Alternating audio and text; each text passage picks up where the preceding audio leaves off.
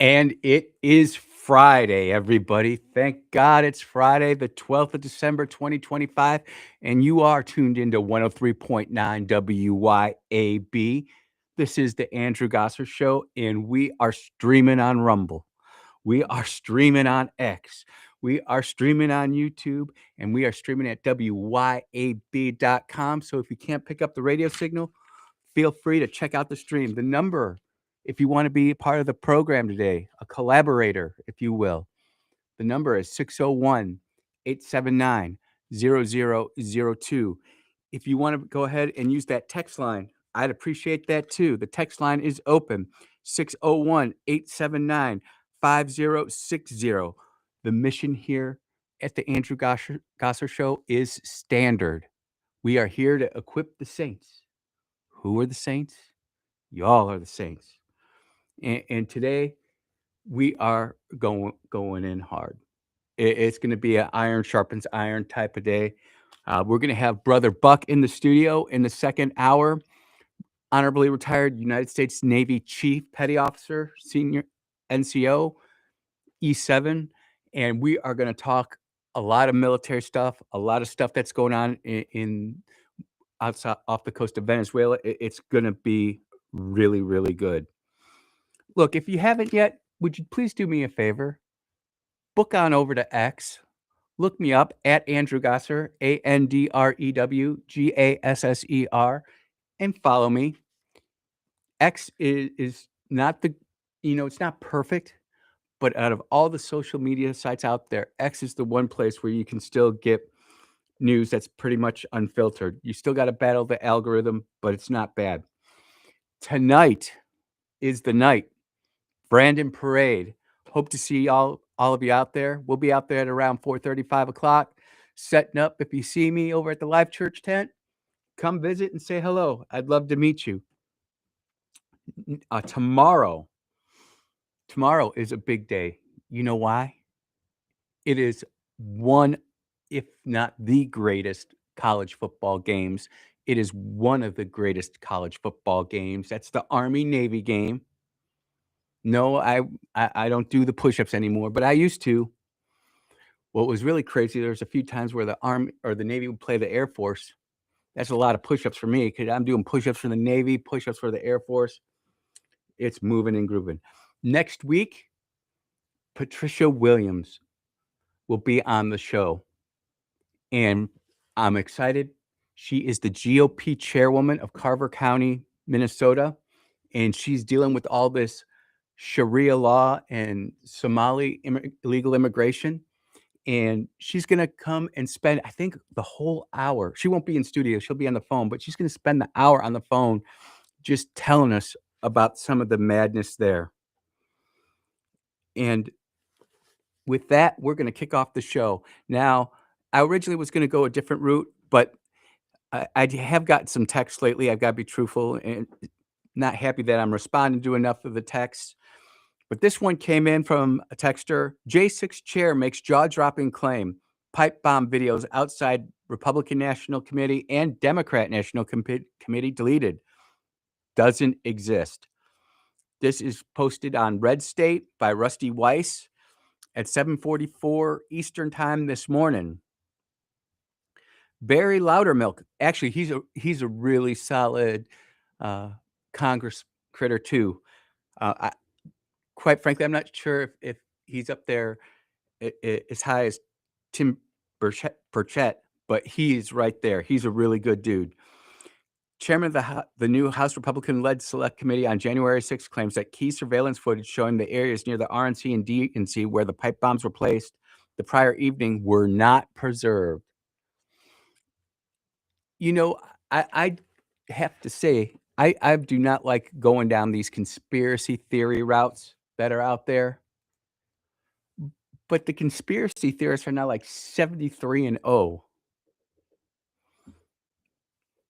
And it just truly makes you wonder how bad must the other side be if they are going through all of these hoops, hurdles, trials, and tribulations to cover this up. How bad must it be What's going to happen when we actually find out what's going on over there? I truly believe that the people are just going to be fit to be tied with not only their elected leaders, but the kings and queens who wear black robes. We'll talk about that later. Republican Representative Loudermilk, Georgia 11, made the jaw-dropping accusation in a recent interview. There are still so many questions regarding this because one of the things that has raised our eyebrows is we go and look for the video on January 6th because we really want the early morning video on January 6th to see, did anybody go back to these locations? Unfortunately, that video apparently doesn't exist anymore. We do have the January 5th video, but we've been told that no one ever preserved January 6th. What were the what was Kinzinger and Cheney doing? I'm not even gonna talk about our guy who was on there. Well, what were Kinzinger and Cheney doing over there? It sure doesn't look too good, does it? Yep, text coming in. Linking it on X for everybody so they can follow it along too. I do not want to go down tinfoil hat lane, conspiracy boulevard, but my goodness gracious, what does that say about our government and about our Congress? I mean, we can't even fire them all. We can try.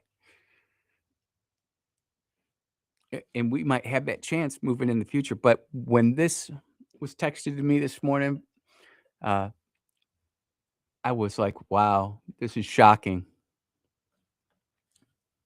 And Congressman Loudermilk, he really gives a long, in-depth interview here. And I'm not going to read it word for word. You can go and look at it. But it is just something to bring up to your friends and family when they start talking about January 6th. Why isn't the January 6th tapes preserved? That's a fair question, I believe.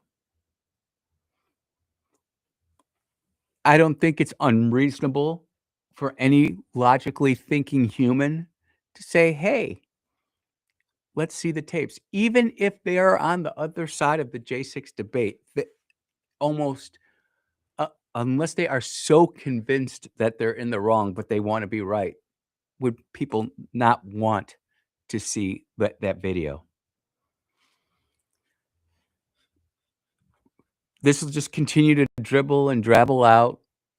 We're getting into election season. I think it's 328 days till election day, 327 maybe. And you know what? There's going to be some good stuff happening here in Mississippi. Speaking of good stuff, great stuff. This is coming from my man Daniel Tyson over at Magnolia Tribune.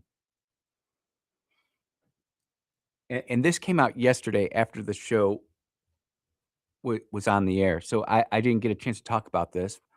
You might have heard other people talk about it, but I'm certainly going to talk about it. And that is Governor Tate Reeves announces over $100 million in economic development funding across Mississippi.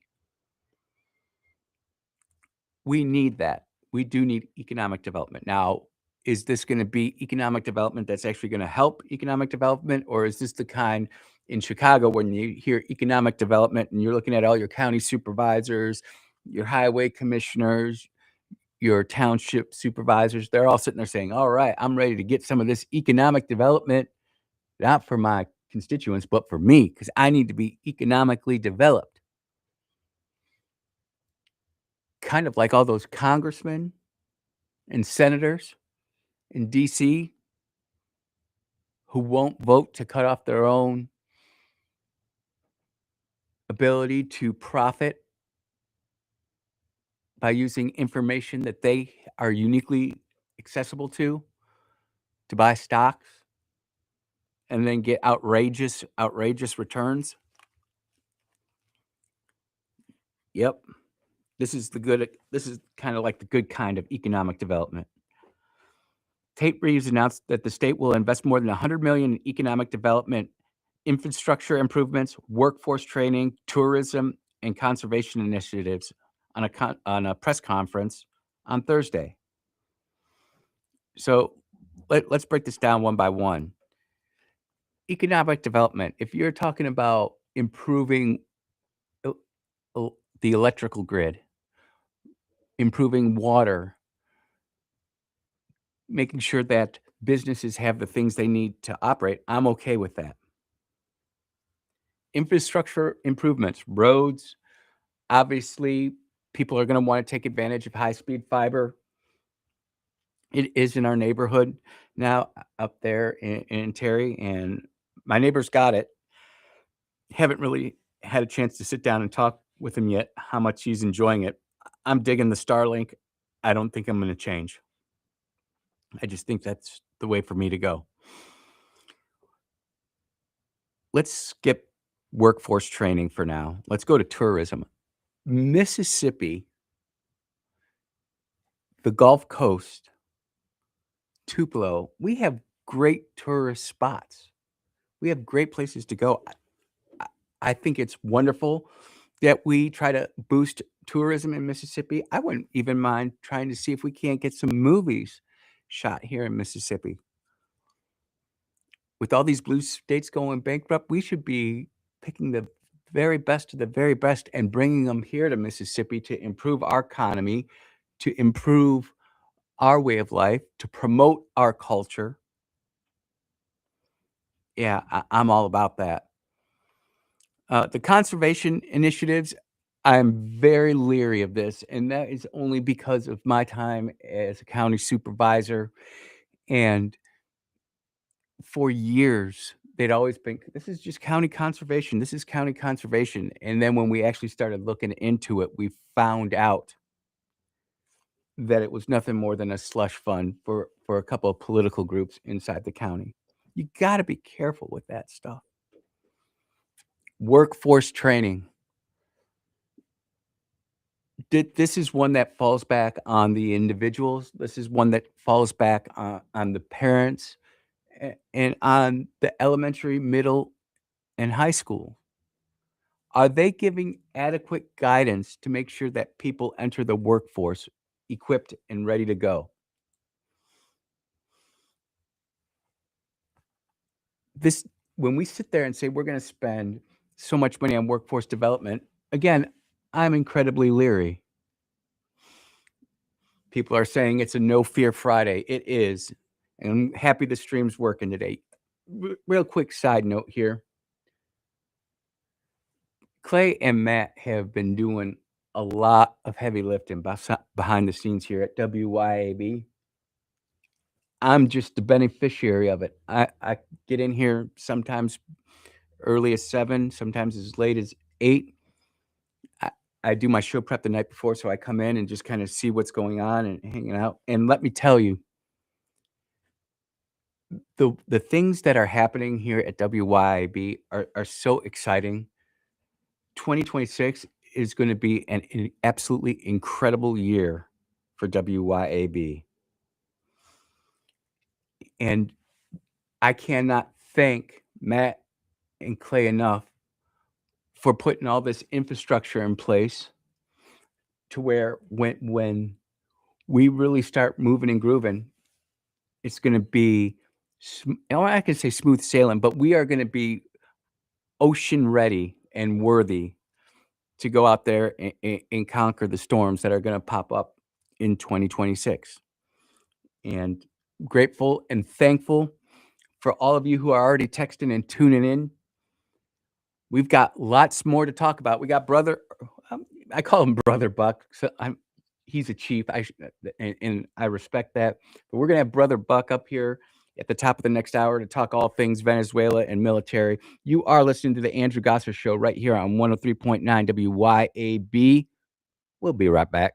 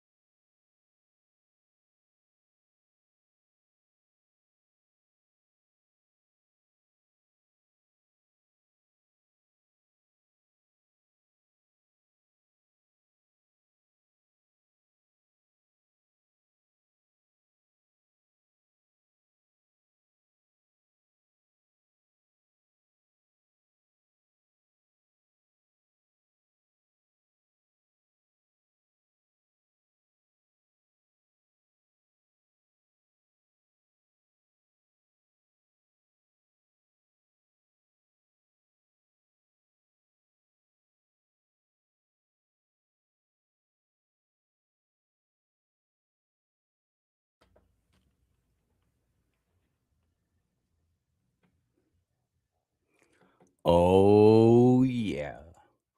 It is the Andrew Gosser Show right here on 103.9 WYAB. Where do we go to next? Where do we go to next? Tina Parks. Does anybody know who Tina Parks is? I know many in this listening audience will. I know some that are new to the program. We've got new people tuning in and tuning out all the time.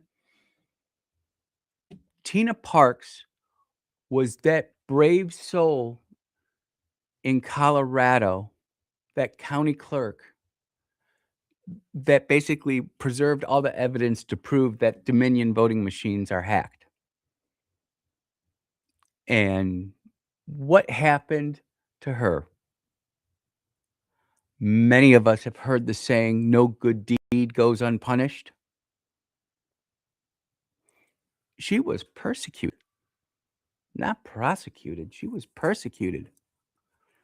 And she ended up getting a sentence of 9 years in prison for just saying, hey, here's the cheating. Look right here. Look right here. And she ends up going to prison. President Trump, I believe this was yesterday, almost at 9 o'clock at night, Trump announces pardon for Colorado clerk, simply wanted to make sure that our elections were fair.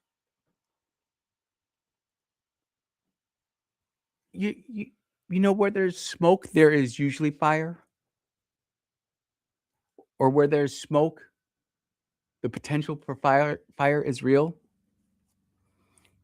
We in Mississippi, I know it's a theme that I say a lot, that we need to lead the way, but we in Mississippi really need to do something about these machines. And understand that, California never going to go our way. Illinois, New York, some of these bastions of liberal corruption, they're not going to change. But there are a lot of states, the tweener states. Some years they're red, some years they're blue. We'll have to see what happens in 2026. But I'm sitting here thinking, this poor woman.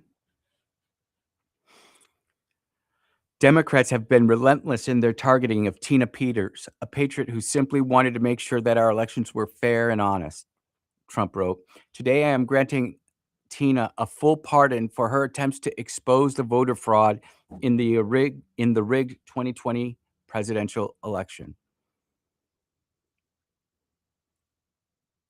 The president does not have the power to pardon someone for state crimes.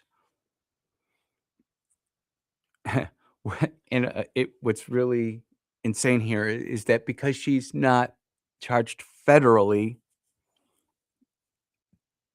it's not, there's like almost like some kind of disconnect. We're not surprised that President Trump shouted into the wind in issuing a meaningless pardon for his friend and fellow election denier Tina Peters. Colorado Democratic Party Chair Shad Marib told Fox News Digital. That is something that when I was working on my show prep today, I don't know who this Shad Marib is. So let's take a picture of him and see. Shad Marib. There he is. He is the leader of the Democrats in Colorado. I see it. Brother Shad, not happy with Trump. So it's going to be interesting to see how this all works out. Earlier this week, a federal judge refused to release Peter 70 from prison. And you know what? There are so many of us from all different backgrounds, ethnicities, religions, but we talk about how this justice system is so screwed up. And we don't know if she's actually ever going to actually be able to get out because of this pardon. in I guess it's just going to continue to go on down the road. They're going to have a meeting next week to see what happens with her. But I am truly grateful and thankful for patriots like this, and it's an example of what's coming, ladies and gentlemen. The sacrifices that we are going to have to make if we want to preserve our representative republic. I'm not sitting there calling for violence or anything like that. Don't understand. But when you go out and you point out the right thing, you are gonna get smoked. If one thing I've learned in my life of politics is that do not be surprised when someone is caught red-handed, guilty of sin, they come out stronger, and the people who brought forward the problem end up being ostracized, removed from their communities, persecuted, otherwise kicked to the curb. And then I think about what we have here in Mississippi. Congressman Benny Thompson calling the assassination of one of our National Guard troops in DC an unfortunate accident. An unfortunate accident. That's not an unfortunate accident, that's murder. Arguably, you could make the case that that could be terrorism. When we have people in Congress, whether it be the crazy guy I played from Michigan the other day who's dropping these impeachment articles against Hexit, or someone like Benny Thompson right here in Mississippi's backyard.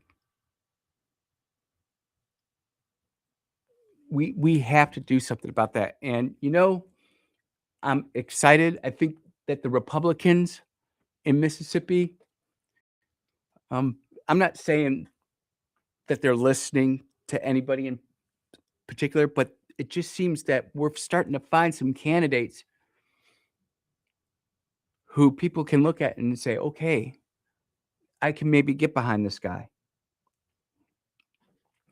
And it's really refreshing to me, especially as a Hines County guy here in Mississippi. I understand that I'm a little bit behind the power curve. But if you are on Facebook, there is a gentleman who is about to throw his name into the ring, and his name is Kevin Wilson.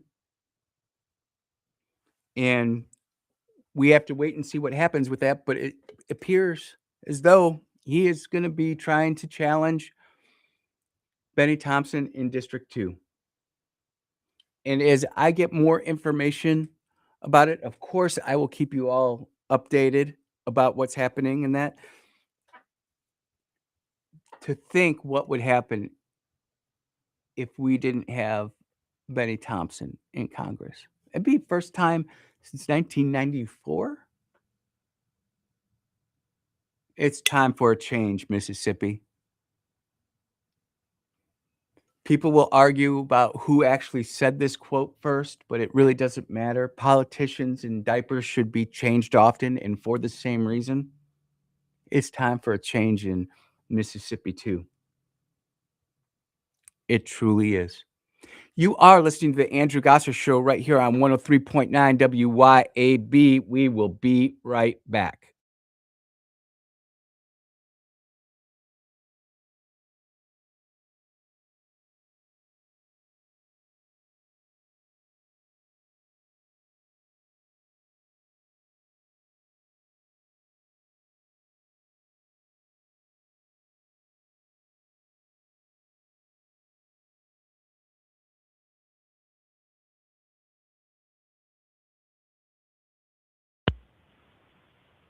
Hey, brother, we're on the break. What's going on?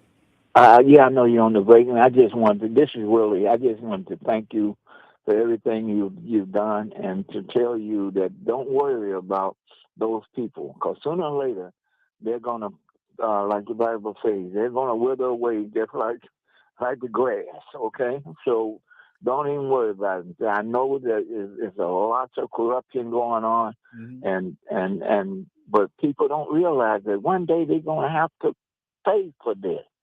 They're Yep. going to have to face the Almighty God and explain to them why they were allowing so much corruption to go on or participating in it. So, but I just want to tell you, and thank you. I'm at the hospital up here waiting to go and see my wife, and I thank you for your interest in everything, and God bless you all. Hey, Okay? Willie, real quick, right now, we're praying for your wife, Geraldine. Father God, Okay. I'm just with Brother Willie, and we are lifting up Miss Geraldine. We just pray peace, grace, and healing over the entire family, Lord. Send down the Holy Spirit and touch this family. And it's in Jesus' name I pray. Amen. Amen. Amen. And God bless you there. Okay. Love you, God Brother bless. Willie. We'll stay in touch. All right. Bye Bye bye. bye.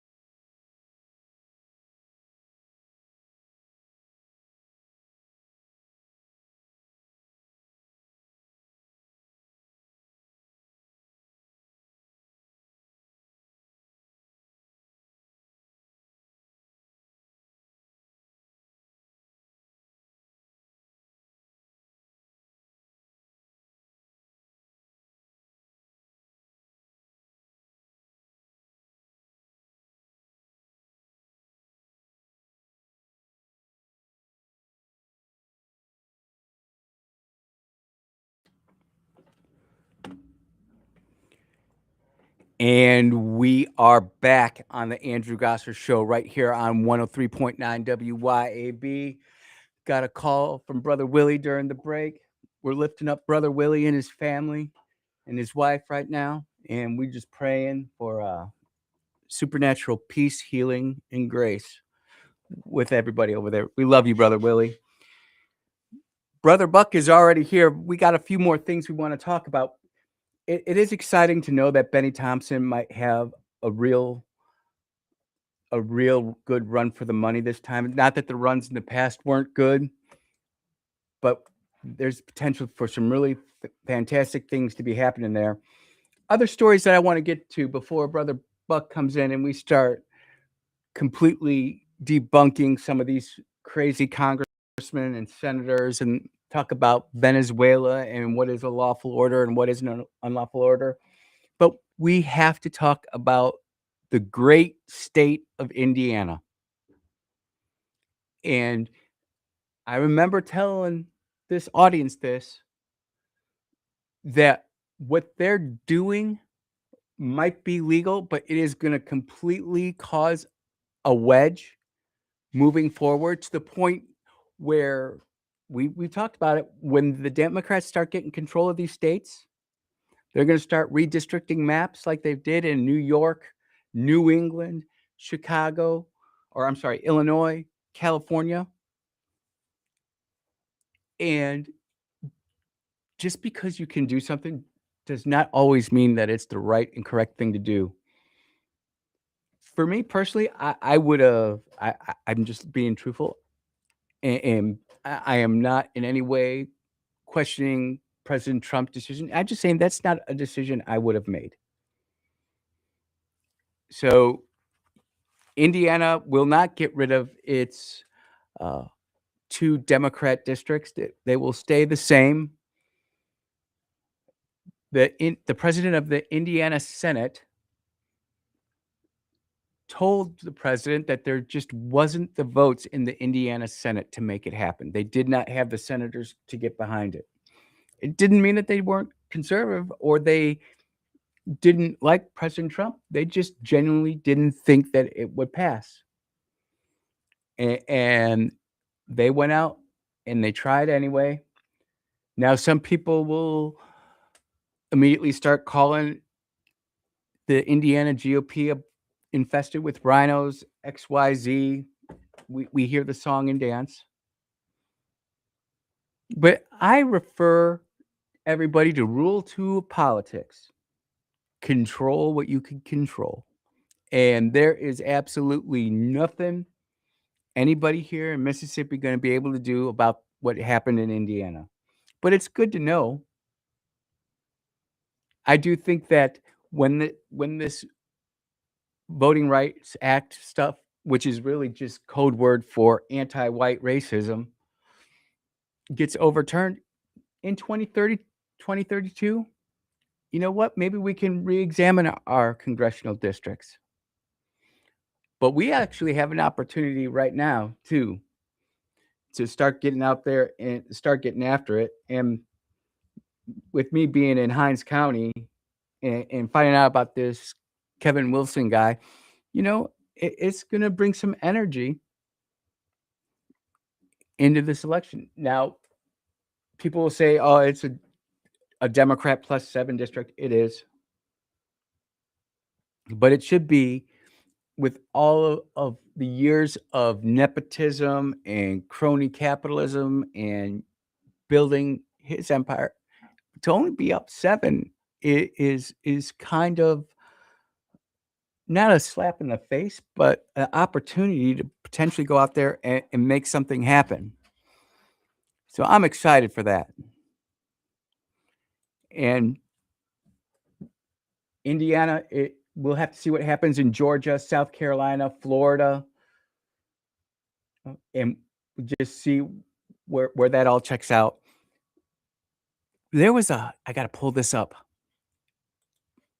Mississippi vape ban leaves Byram smoke shop struggling with empty shelves. Good. Andy, people are free to do what they buy, what they want. Yes.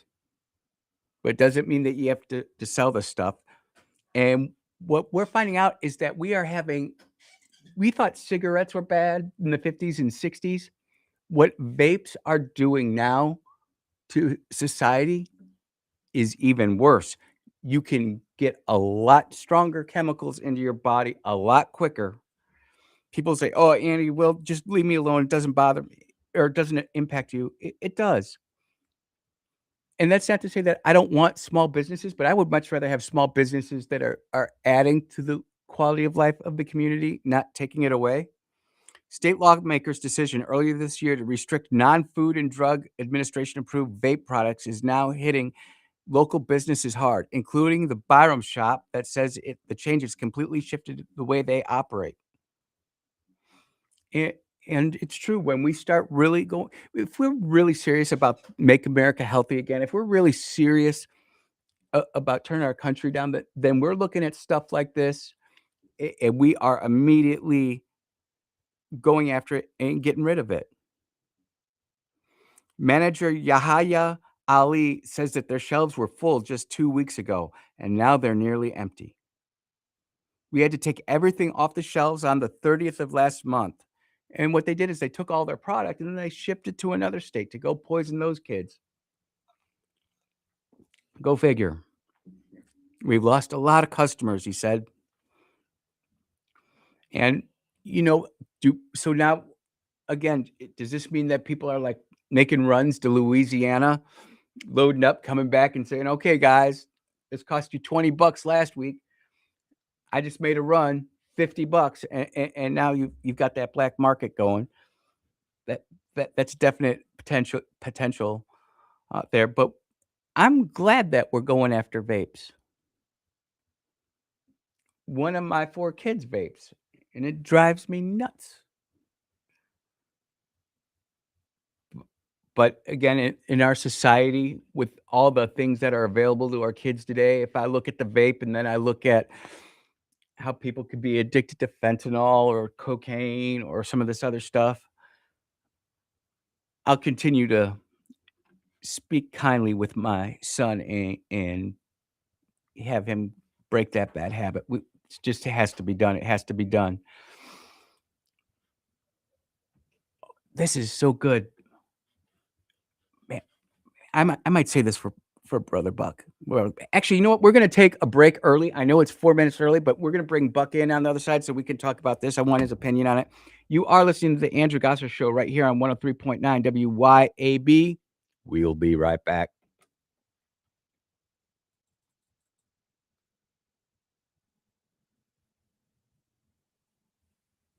Can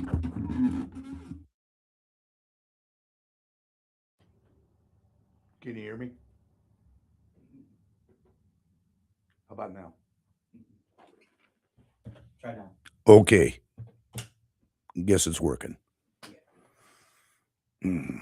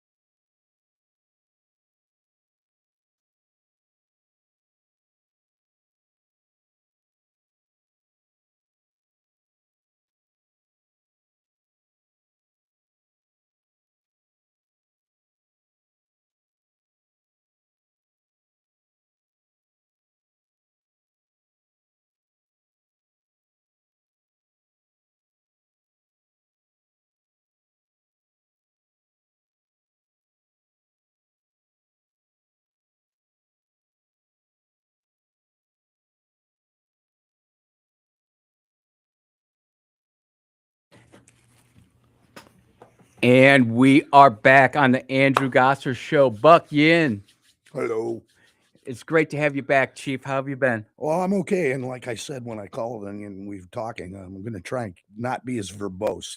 I'll try and be a little more concise. It's all good, Chief. We're really grateful and thankful. And in the next hour, we are going to talk about the military things that are going on. And we're going to talk about the world's greatest college football game, the Army-Navy game. Yay, go Navy. Beat Army. Yeah. And I've got some Army bubbas out there listening. And if I'm firing you up, good. So, but I wanted to get your opinion on this because, as you know, Mississippi has a bunch of really left-wing newspapers out there, and this is coming from the Free Press, and this is their opinion: how parents in society abandoned their posts. Well, how come parents in society abandoned their post? Was it something that that these parents were doing by themselves? Or is this basically society saying, live for the moment, live for yourself, don't worry about anything else? Kids, just drop them off at school, pick them up, go ahead and just live your life. You do you. And I was just curious how you feel about this. Last thing, we as a nation have aborted our responsibilities long after the child was born. This is what I call the aborted generation. Now, I've called Generation Z the lost generation, but if you think about it, so many of these kids don't have dads at the house, or they don't have two parents at the house. They might have one or the other, and they are just aimlessly seeking something, but they know that they don't have it as good as like we had it when we took over from our parents. Yeah. Well, of course, I have no children Mhm. in school any longer. I have grandchildren and great grandchildren that are in school, and they live in other places. So, but I'm very interested in education because of the limitations that not having an education can put into a person's life. Right now, they're trying to celebrate a Mississippi miracle and an improvement in results that's really not documented. It's been adjusted because the national averages have fallen so badly. And it's a false flag is what it is. They're trying to how they've gone ahead and made these grand improvements. But our school did for the board in my county, in my district, and discovered, of course, in that was that parental involvement is nominal. You know, the very little interest in actual academics or the content of curriculum and or the lesson plans and the tools that are being used to teach our kids. And I think that this is a social issue. It's a cultural issue because, of course, we live in a world where almost every family is a two-parent working family, if they are two-parent, and their goals are simply to continue to be able to feed everyone and have a house and whatever else they want. And you know, the schools have become an institutional babysitter, is what they are, or a prison. You can look at it that way too. And the inroads parents have are minimal. In fact, where I live in Jones County, there are only 2 PTAs that can locate one, and the other is it's not one that does function. Basically, is a booster club, cookie sales, that kind of thing, and that's always for extracurricular activities. It's not about the content of what the kids are learning. And there's so little interest at the meetings I've been to with the school board. And of course, it's been some time since I've been, but parents are not there to talk about things that are occurring in the school. The other point is that there's no open discussion that I've discovered at these meetings. So the parents are not really welcomed, even though the state mandates that parental involvement's an important aspect. But then the way the meetings are carried through, everything that has anything to do with anything is just in the open. It goes into executive session. So then if you wanted to know what's going on in your classroom, you're not welcome in that classroom. They'll use security and safety as a barrier to parental involvement. Like, wouldn't you like to go observe what your kid's learning? Listen to this, brother. Today's youth are being raised not by the elders, teachers, or parents, but by algorithms. They seek wisdom on Google, affirmation on TikTok, likes and hearts from Facebook, Instagram, and X, and identify of strangers on Snapchat. And I have to relate to this because each one of my grandkids Mm-hmm. has always gotten a journal from me. I give them a journal when they get to be about 6, 7 years old. And I tell them, okay, you record your life. And wouldn't you like to know something about me? Because Mhm. possibly I could tell you something that you would be of worth to you in your life. But that entire familial relationship is broken down. I mean, kids aren't interested in your family history. They're not interested in knowing anything about what you learned in life. And I'm not saying that on a selfish basis. I'm just Mhm. thinking to myself, there's value in, and there is some wisdom in aging.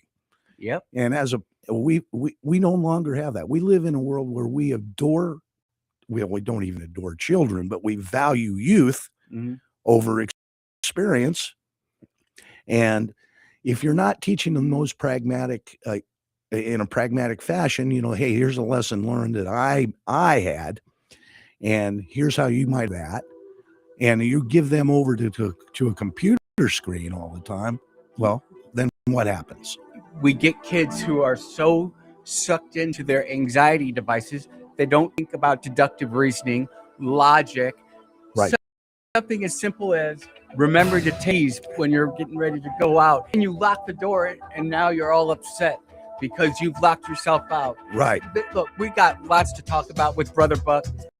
We're going to take our top of the hour break. Do not go anywhere. You are listening to the Ant Show on 103.9 WYAB.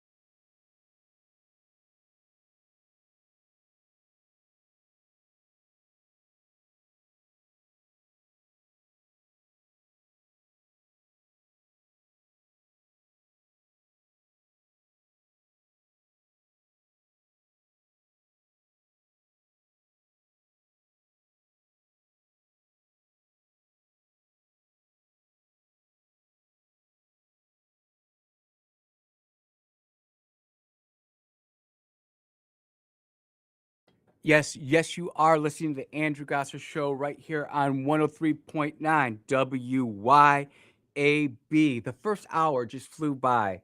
We've got Chief in the studio with us, and we are streaming on Rumble, streaming on X, streaming on YouTube, streaming on WYAB.com, on the 50,000 watt bloach that is WYAB.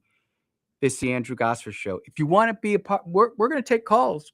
Chief, not afraid. 601-879-0002. Text line is open, 601-879-5060. If you would, follow me on X at Andrew Gosser, ANDREWGASSER. Our mission here at the Andrew Gosser Show is standard. We're here to equip the saints. Who are the saints? You all are the saints. Brother Buck, how's it going, my friend? I'm doing great. You ready to drop some wisdom on some of these nasty wogs, for lack of a better word? Yeah, Nasty. sure. I don't know that I'm going to be given anything that somebody might call wisdom, but I can at least talk to what I know.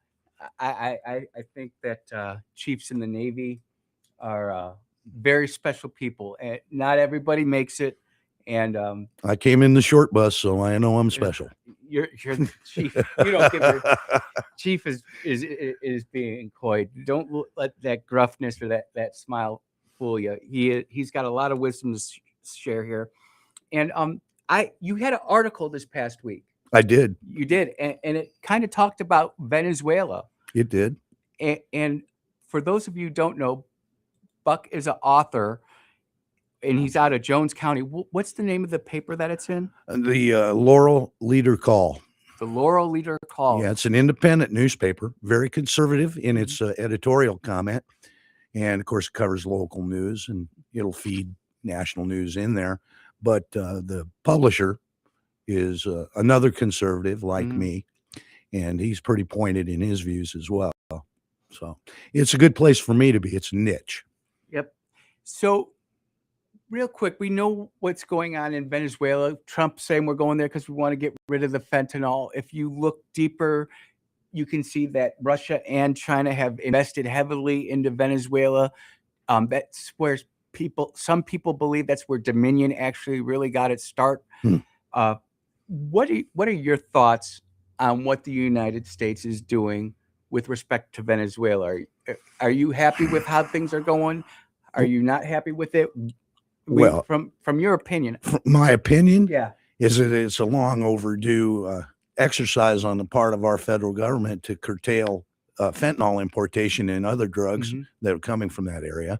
I think it's beyond question that Maduro himself was illegally elected, and that he is actually, for no lack of a better description, a cartel head. For instance, I think the president was quoting that 94%, I could be off a couple of points, 94% of drugs that were being brought into this country by sea have been eradicated. Wow. That's an incredible thing, because when you think about it, fentanyl in itself is 50 to 100 times more lethal than heroin and other drugs, and is responsible for the greatest propensity of deaths. And a figure that really sticks in my mind is during the period 2021 until 2024, about 390,000 plus Americans succumb to drug overdose deaths. That's an incredible amount of people.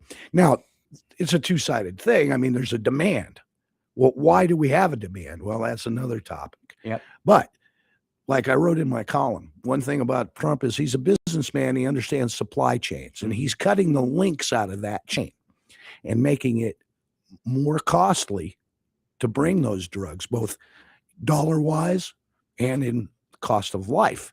At some point, somebody's going to wise up and say, I'm not driving one of these fast movers, and sorry. Yeah. But then there's the case of the Venezuelan, well, I won't even call it a Venezuelan oil tanker that's just been seized. Yep. And that ship is only part of a fleet. There's approximately 30 of those vessels that are being used, and then what they're doing is they're circumventing global, not only U.S. but global sanctions against the Chinese, the Russians, the Iranians for importation and exportation of their oil assets. And I think we're looking at this in a kind of narrow way. Okay. The narrow way is we're thinking law. Okay. Well, law does play a part in this. But as sailors, you and I both know that ships at sea without improper registration, Pirates. not pinging themselves out there and identifying themselves, IFF, correctly, or their routes are not within the sea lanes, are there. Every Navy in the world will stop them. Okay. But we're taking action now. Yes, we are. Now we seize this, and it's not the end of it. Okay. But, this comes down to the whole thing about shipwrecked sailors, right? Oh, well, I'm sorry, boys and girls. Life's a hard thing. And when you choose a life of crime and piracy, which I see these people as, you're fair game, particularly when the laws of the sea are engaged. And it's a brutal place out there, boys and girls. I'm not kidding you. And I've seen it up close and personal. We don't play because too many lives are in jeopardy. I'll say this from my perspective, being off the coast of Somalia when all that craziness was going down. That was our air wing, our battle group, our carrier.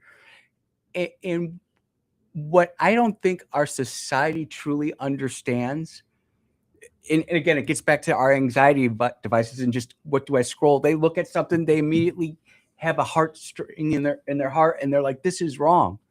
But pirates do not get afforded the same benefits that a uniformed military would. If there's two military ships going after it, and they are both legally declared through the laws of armed conflict, Geneva Convention, rules of engagement, then you know what? Some people say that second follow-on strike, you might have a case there.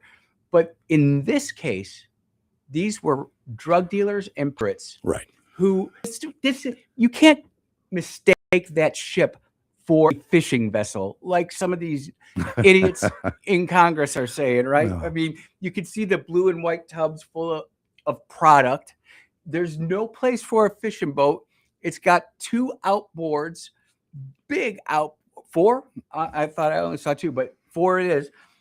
And they're screaming across the Gulf of America, trying to get to the shore so that they can go ahead and poison and kill more of our well, here's a parallel. Mhm. Okay. Of course, we're talking about Somali pirates. Well, you are anyway. And of course, I've been in that op area. Yep. But when what was that captain, whatever his name was taken hostage onto the lifeboat. Yeah, I can't remember. Okay. Well, those SEALs didn't hesitate to blow the heads off of those pirates, and they could have probably captured them.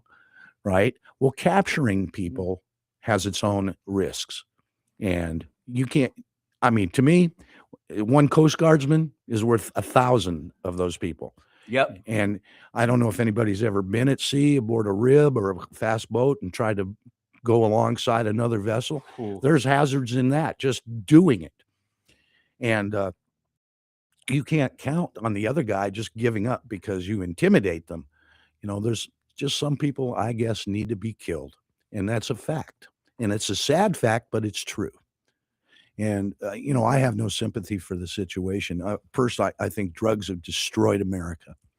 Absolutely. And we need to bring our kids up in a safe environment. And if we can take away one threat and find them another route in their lives, then let's do it. And what are they calling this? The Donroe the Donroe Monroe Doctrine, or the Donroe the Monroe document. Doctrine right now. Mhm. And of course that was about the influence of foreign nations into our hemisphere. Mhm. And when the Chinese are putting together flotillas and using harbors in Venezuela or Colombia or wherever they may, Mexico even possibly, we have a right to protect our interests in this hemisphere. And we've been doing that for 150 or better years. When was Monroe around? Before the Civil War. And, this stuff's got to stop. You know, what we do about how and why people use drugs is that's another issue. But stopping the supply is vital. Controlling money of our adversaries through these sanctions is vital too. Hey, let's take this phone call real quick. Let's see what's going on here. Go ahead. You're on the air. Man, who's your guest today? Brother Buck Torsky from Jones County. He's a friend of mine and a great sailor. What's going on? Ooh, man, I'm gonna tell you what. I thought you had Dirty Harry on there for a minute. My man, my man. You feeling lucky, you know, punk? look, we all grew up in the times with Bonanza and the Lone Ranger. When you pulled your guns out on the bad guy, he laid his weapons down and raised his hand. They don't do that anymore. No, they don't. No, they don't do that. They don't respect anything. You are exactly correct. You've got to bring them, as Rush Limbaugh used to say, to room temperature to get their attention. But just curiosity, what did securing the Panama Canal, how did that fit into this? Because you remember Trump was big about that, and it just kind of dawned on me because you're looking at the same region of the ocean, and just curious about that. But, Well, yeah, brother, preach it, man. Well, it is absolutely vital that the Panama Canal be secure for our passage. And that was our project. We absorbed that, took that over from the French, lost 30,000 Americans to put it together. And then when Carter gave it over to the Panamanians, they wanted to, of course, find profitability in it. And the Chinese influenced them to allow their control over aspects of that operation. And we can't have that. The Chinese, we can call them adversarial, but I'll flat out tell you, they're an enemy. I had an uncle who killed a lot of Chinese in North Korea. And they're not our friends. And yeah, we need trade partners, but look at what they're doing in order to manipulate their own society at the detriment of ours. And they want world domination. They don't operate like we do. We don't go every 4 years we put somebody new in the White House. Every 2 years we put a new congressman in place. Every 6 years it's a senator. The continuity is not there. Inside the communist system, the Communist Party in China has a plan. It's a 100-year plan. They review it continuously and adjust in order to make China what they want it to be. Now, we have to respond through the constraints of our Constitution and our own values, but you have to be smart enough to recognize you've got enemies. Yep. And just because you're not paranoid doesn't mean somebody's not out to get you. And that's just fact. Otherwise, I guess I would never tote my pistol around. But I do. And it isn't because I think that guy is particularly after me, but some guy might take advantage of my situation someday. So, if I'm prepared and I'm willing to use what's necessary to stay alive, I'm going to do it. So yeah, you're absolutely right about the Panama Canal. Yep. For me, I look at it, it is the one way that we can move ships to different theaters of operation quickly without going down underneath South America or the Horn of Africa, where when the seas meet, it's brutal. I don't know if you've ever done that traverse. I have. And a lot of people think, well, ships are pretty fast. Well, pretty fast ain't going to cut it when you need them right now. And if you can cut 3-4 days a week off of a transit from one ocean to the other, because we're guarded, but also threatened by two seas, the Pacific and the Atlantic. And you have to be able to respond to a threat on either side of that canal. With lightning fast speed. Look, we got to take our first break of the hour, but we're going to keep you out here. We've got the rest of the hour with Brother Buck. You are listening to the Andrew Gosser Show right here on 103.9 WYAB. We'll be right back.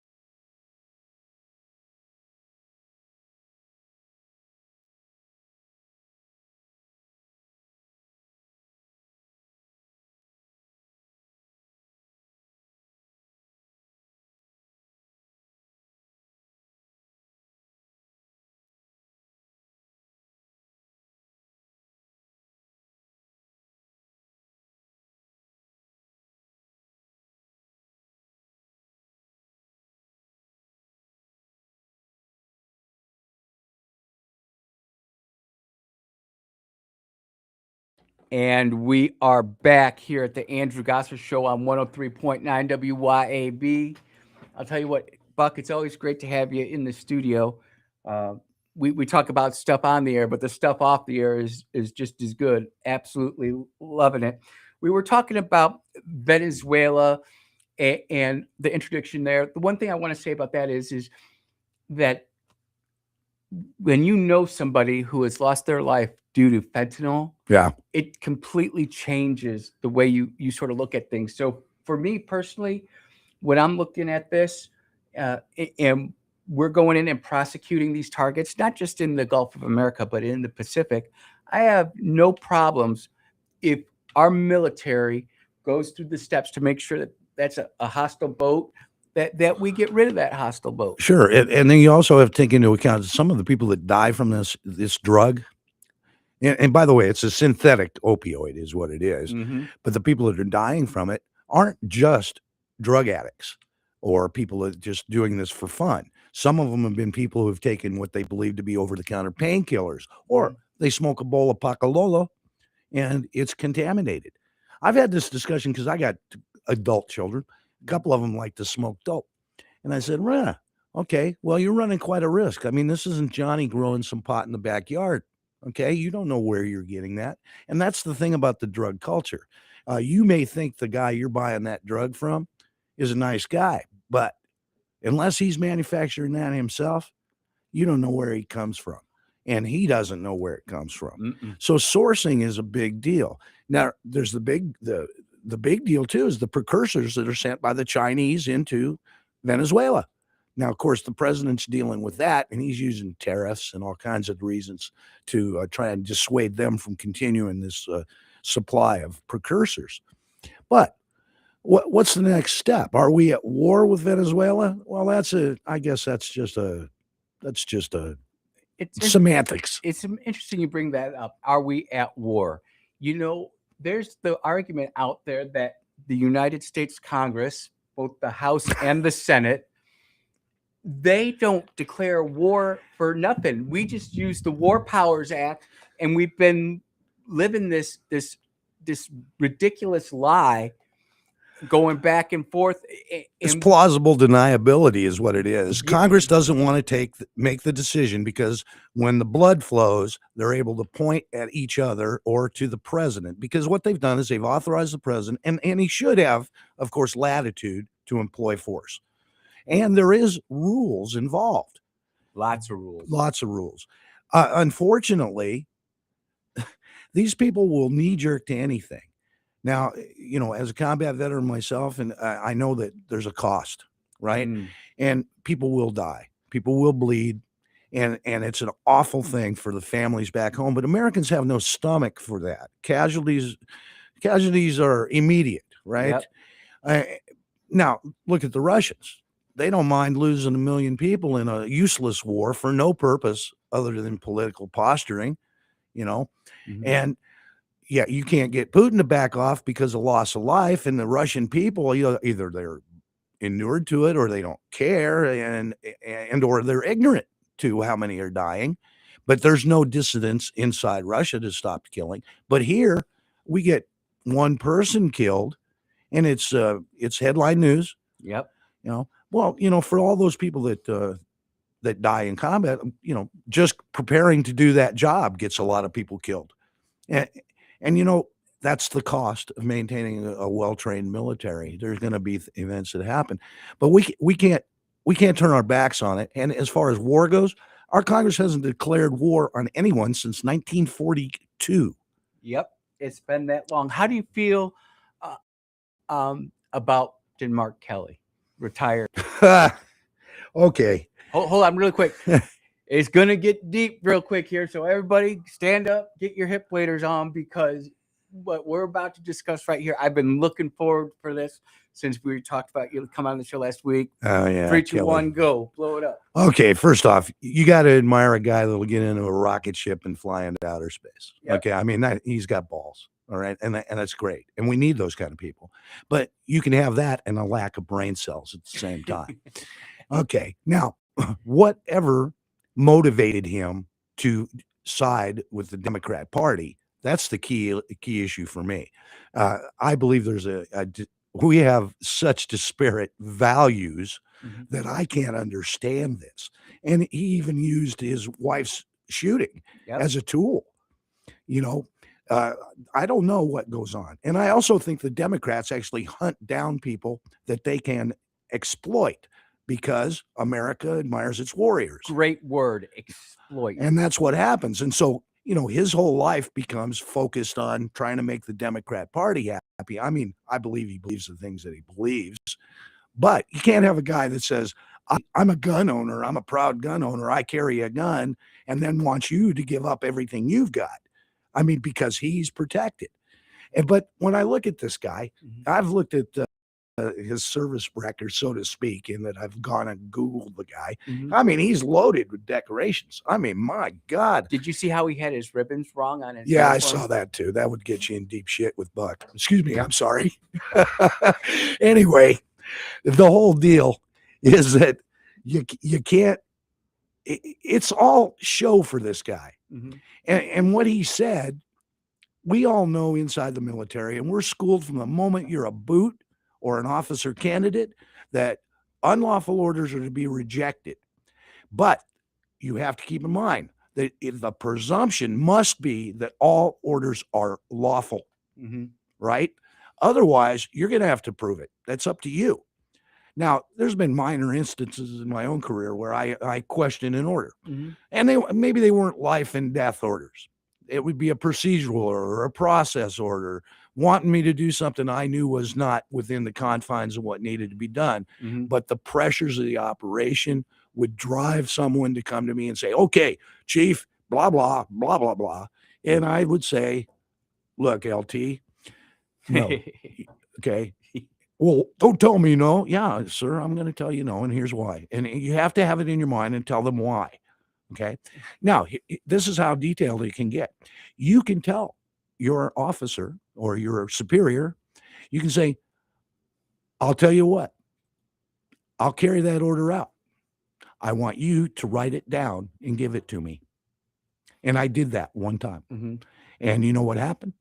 That order was withdrawn. Now, of course, they can replace you and find somebody else that'll do it. Yep. But this isn't one of these things where we're not automatons inside the armed forces of the United States. These are thinking people. You have to be thinking. In fact, that environment teaches you to think not just where you are, but where you may end up to bosses. So you have to think ahead.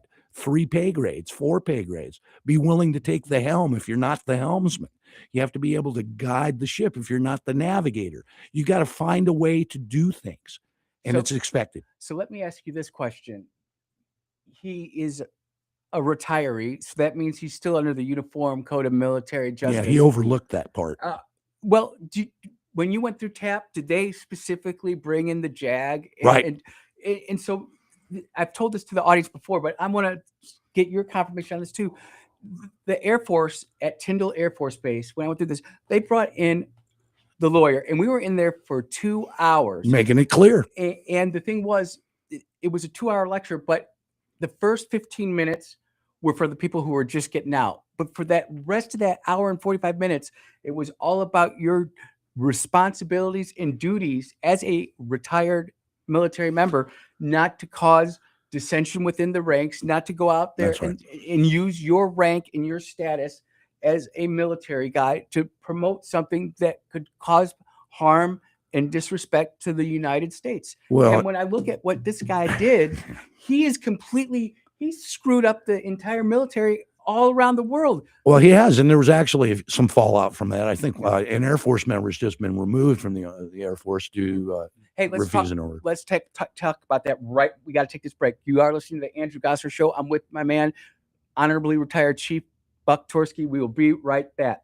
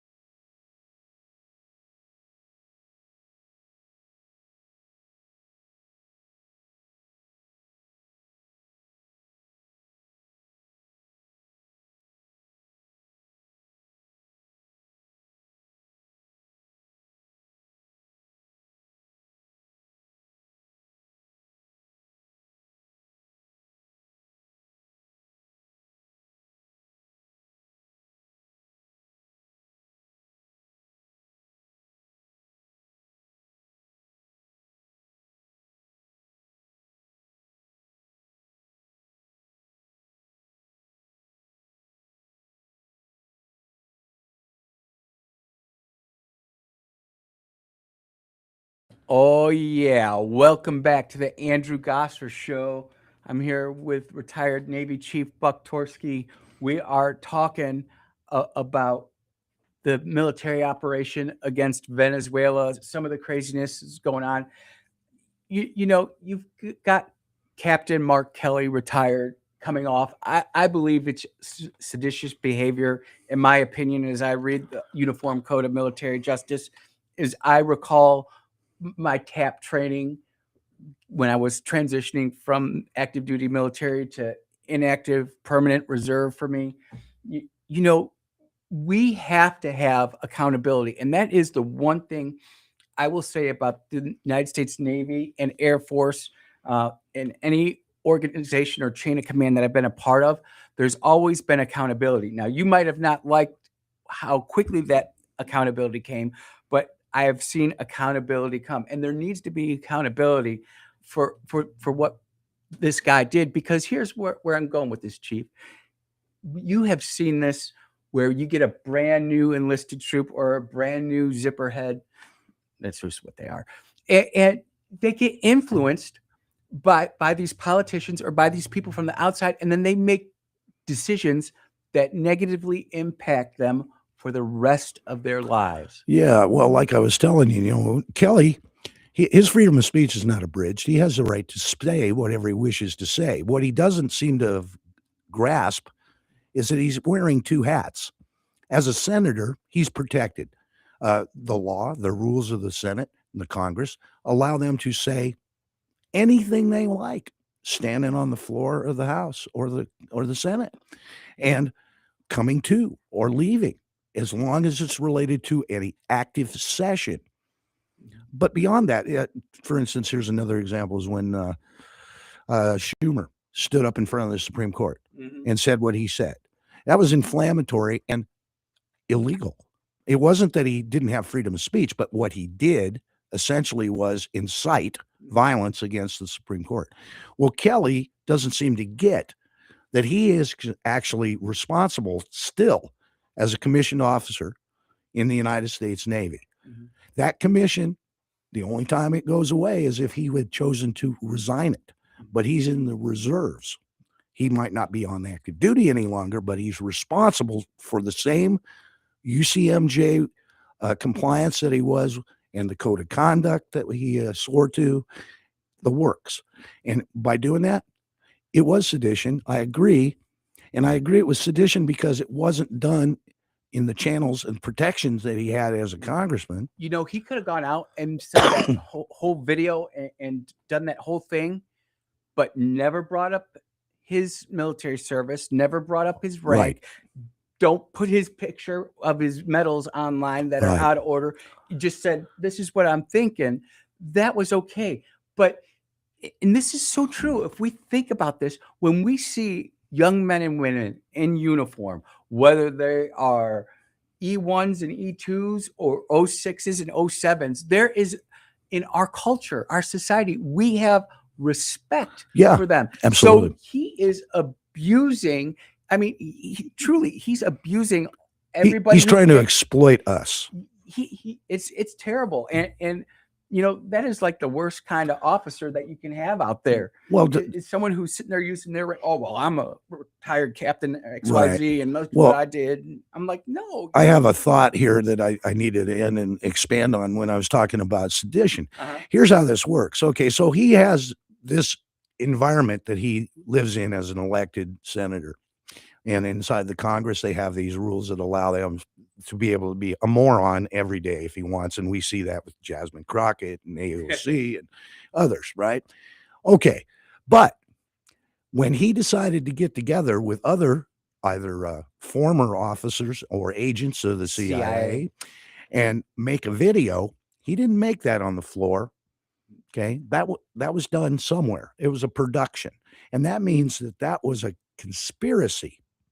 And a conspiracy is a serious, serious charge. And right now, of course, yesterday, they sent the report from the Department of the Navy over to the Department of War for review on what his conduct was. Now, will the guy end up hung? Probably not. And do we want him hung? I don't know. I wrote a couple of weeks ago about treason, Mm-hmm. and our Constitution, it is the only crime that is highlighted in our Constitution. I think it's Article 4. High section- crimes, High crimes. Well, treason. it's defined. You have to, other and it misdemeanors. meets this high bar. Mm-hmm. And in the entire 250 years of this country, I mean, it's only been applied to a handful of people, even though there has been true treason permitted. And then when it comes down to executing someone for treason, that's even a lesser number. Most sentences are commuted. Yep. Okay.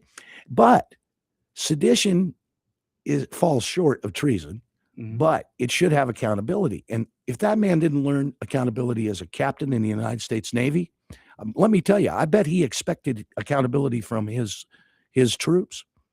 Absolutely. I can remember, Right. He was at Fighter Wing. He was an F-14 guy before he got picked up to go to Yeah. NASA. I can remember. They'll give anybody a license. Man, no, I know some good guys. I mean, they were all right, but it just really infuriates me when I see these military bubbas.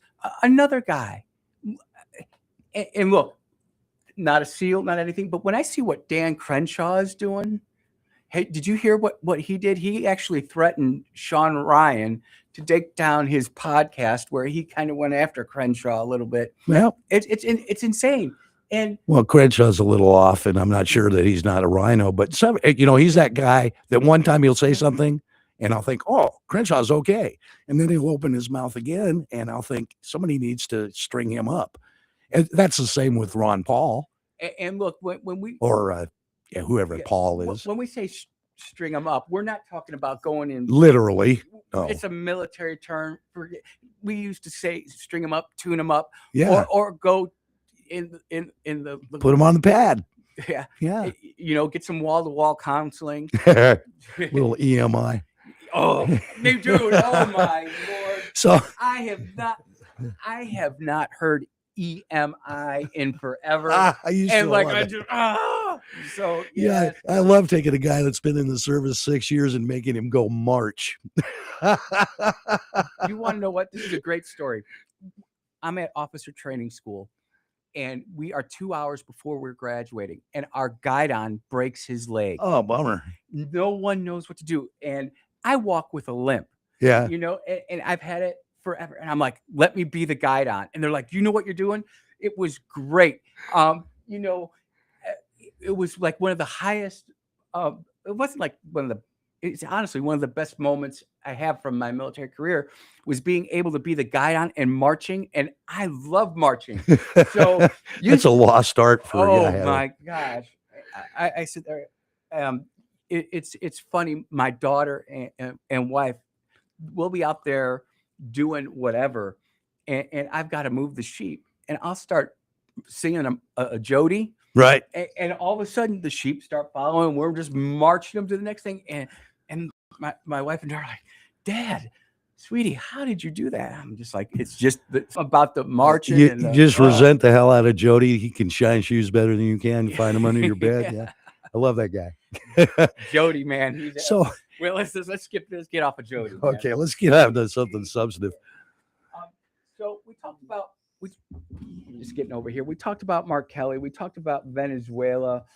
How do you feel about the assets that we're deploying in the war on drugs? Well, do you think our assets are drawn thin? have you ever seen a United States Carrier battle group off of Venezuela? No. I've never seen it I've seen it for training, when we're Right. working up. Yeah. Comp 2X, if you know.